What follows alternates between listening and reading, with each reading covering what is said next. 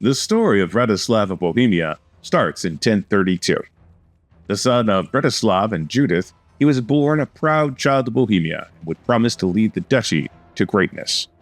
His actions would directly oppose many powerful people of the day, but would lay out a path to lasting glory for the lands he would inherit. But it was no simple task, as his greatest opposition would come from within his own house.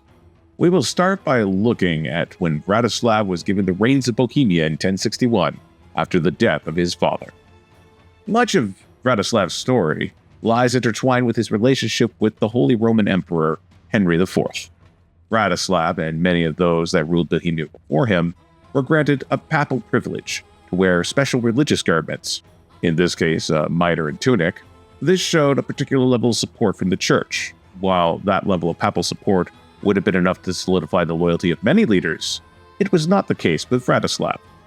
One such reason was the growing conflict with his brother, Jaromir, the Bishop of Prague. Jaromir and Vratislav were in a power struggle, with the bishop constantly trying to diminish the power that he coveted from his older brother. In an attempt to weaken Jaromir's position, Vratislav established the Diocese of Olomouc in 1063. The perceived pettiness between the brothers would manifest in many ways over the years. For example, Vratislav would appear at official functions wearing the mitre and tunic, as a slight to Jaromir's power. Conversely, Jaromir took up arms against his brother and forcefully attacked the new Diocese of Olomouc to secure several holy relics that had been removed from Prague. The growing tension between the brothers was one of the solidifying actions that brought Vratislav to his loyal stance toward Henry IV in the growing papal reform crisis, that being the Gregorian reforms that sought papal supremacy over the secular rule of kings and emperors. During the era of the Saxon revolts between 1073 and 1075, Henry was embroiled in conflict. Vratislav joined him, and together they put down the rebel forces for the glory of the empire. The Bohemian troops showing such bravery that afterwards Henry took the brother Jaromir to become his new chancellor. This act made life much easier for Vratislav, who gratefully saw the politicking from his brother subdued by this new appointment. As more conflict rose because of the papal Reformation crisis, Vratislav had more chances to prove his loyalty. After defeating several rebel factions leading up to this point, Vratislav was granted the title of King of Bohemia in 1085. This solidified Bohemia's growing power in the empire. For much of his reign, Vratislav desired the Slavic marches of Messian and Lustadia. Knowing this, Henry continued to promise these lands as a reward at the end of the campaign to put down the rebels. However, in 1088, Henry granted the region to Henry of Ostamar. To say Vratislav was disappointed is an understatement. However, the good king of Bohemia had already been entrenched as an ally of Henry IV, and despite all odds, remained loyal. That said, from that point forward, he would no longer give the empire any direct military aid. Jaromir was not the only sibling of Vratislav. The traditional seniority succession of Bohemia led to a hotbed of activity, with Vratislav's younger family members always causing a bit of chaos. In accordance to traditions, the younger brothers, Conrad and Otto, inherited Brno and Olomouc. While Jaromir tended to see the creation of the Diocese of Olomouc as a slight against him, it was actually to counter the authority of young Otto in the province.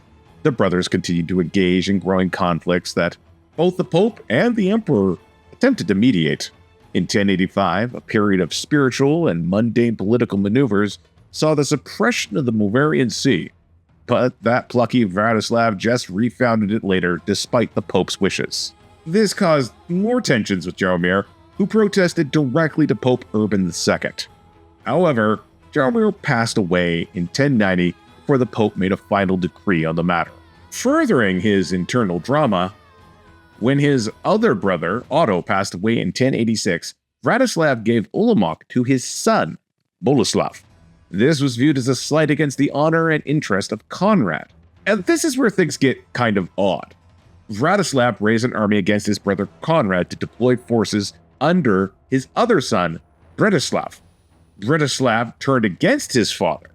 Vratislav, you see, went on to be a staunch opponent of the traditional seniority succession laws of Bohemia, and wasn't happy that despite all the political issues abound, Conrad was still going to be next in line to the throne to the kingdom.